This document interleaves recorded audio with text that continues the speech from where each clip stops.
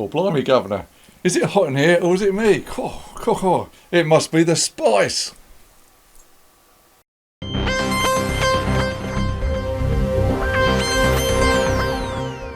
He's definitely right. It's the spice. So Simon is he's gonna push some buttons.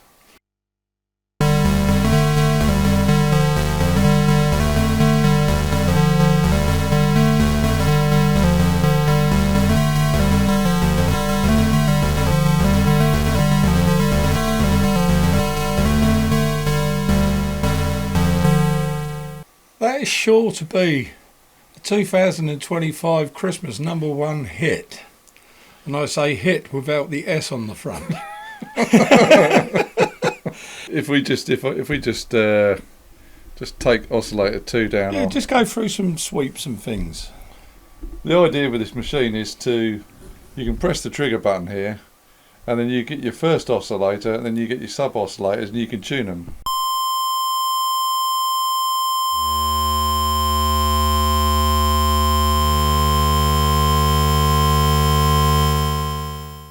What's the very high pitch one? Is that your tuner? Or That's oscillator 1, which I think you can, right, which is here.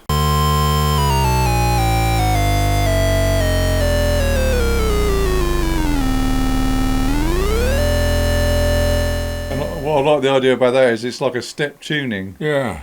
And also that is the quantized bit here. That is different tuning. So if you put it in 12, that's like a chromatic scale. So right, it's quite handy for keeping things in tune. Apologies to any cat or dog owners out there for that first part, because I'm sure it'd have sent them all crazy. That was up there.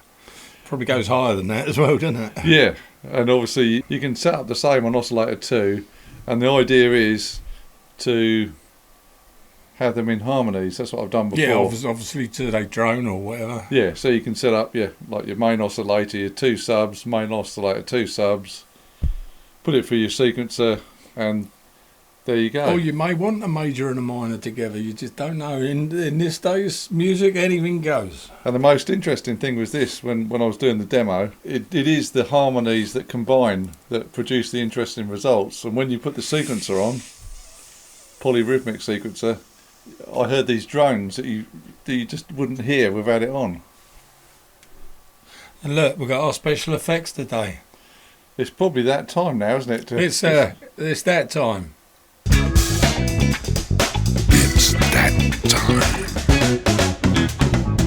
Chummy Stats. It's that time. It is that time. So what we got here? The Spice is basically an analogue, semi-modular, polyrhythmic, it's difficult to say, sequencer with, as we said before, you've got 2 oscillators and you've got 2 sub-oscillators on each channel as well. It's got the multi-mode filter, which we just showed you, and it's obviously you've got 2 envelopes, one for the VCA, one for the filter, and you've got your patch panel on the top here. You've got your MIDI on 5-pin DIN. You've also got MIDI on your USB, which we'll come to in a minute. And as Jay said, you've got the trigger. This is brilliant. So that's a real handy. So when you're tuning, and obviously that's your sequence. If you keep pushing it, does it go through the steps? Oh no, I misunderstood. Oh, here's the secret of the steps. Press the next button, and that will go. Okay. Again, that's a nice feature where you can go through the steps, so you can tune them all up, because you can hear a couple of those where they're not in tune. Again, with the sequencer, you can have +1 means that's I think the subs are up 1 octave, down 1 octave, and you can have +2, which is 2 octaves up and down, 5 octaves up and down, and then this is the sequencer tuning for your notes. Right. This one here, so you can set up all your notes, tune them all together. And this is the polyrhythmic part. So you can imagine you got 1 to 16 divided. Right. So that's your timing. Oh yeah, right. If we turn, let's have a look. You can spend a month on this. If we turn that down, maybe just let's see what we got.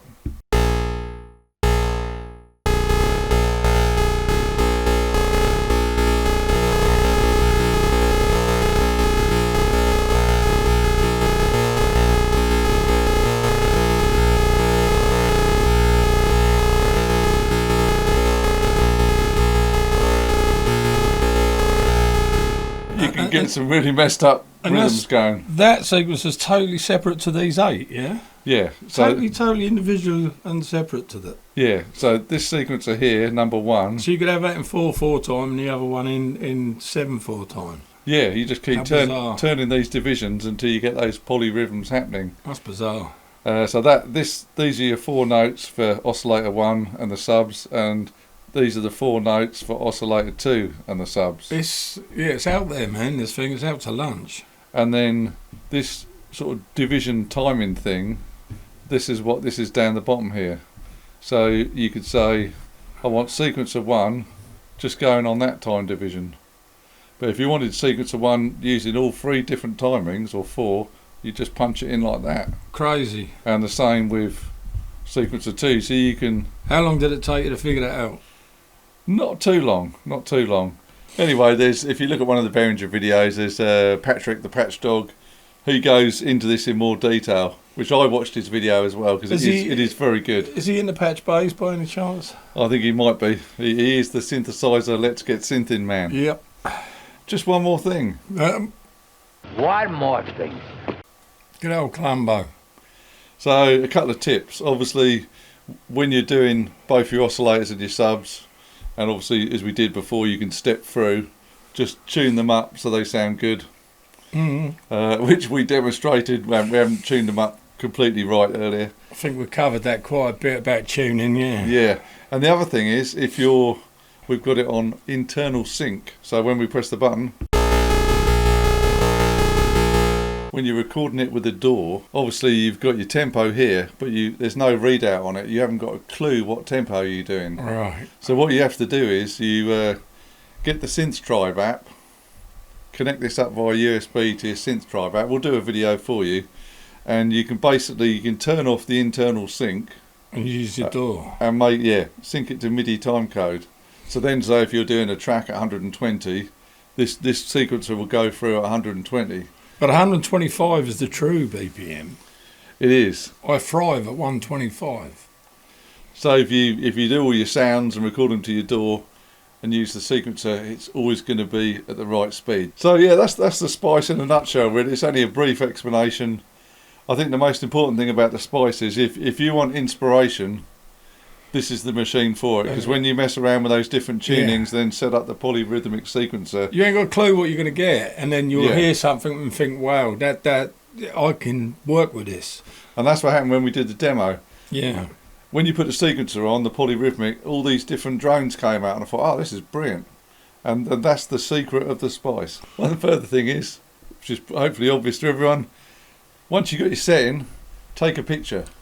Yeah. Because if you're doing a song and you want to go back to your original sound, if you've got a picture on your phone, you can put all your knobs back to where they were, because obviously it doesn't store any It ain't got presets. recall, no total recall. So top tip, take a photo of the sound, then you can go back to it if you But want then to. that's what makes synth music so unique, is it's never the same twice. Sometimes if you want it to be, you might be in trouble, because you won't find them same settings again.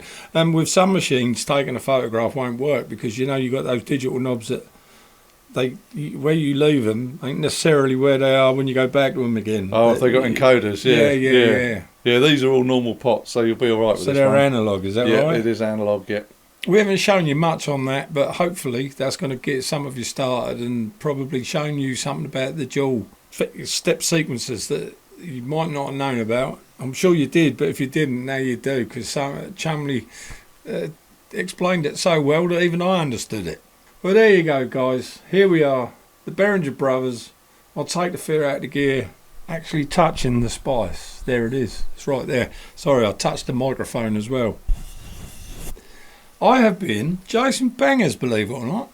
And I've been Mr. Chumley Warner. Look after yourselves and come and check we and save our Behringers.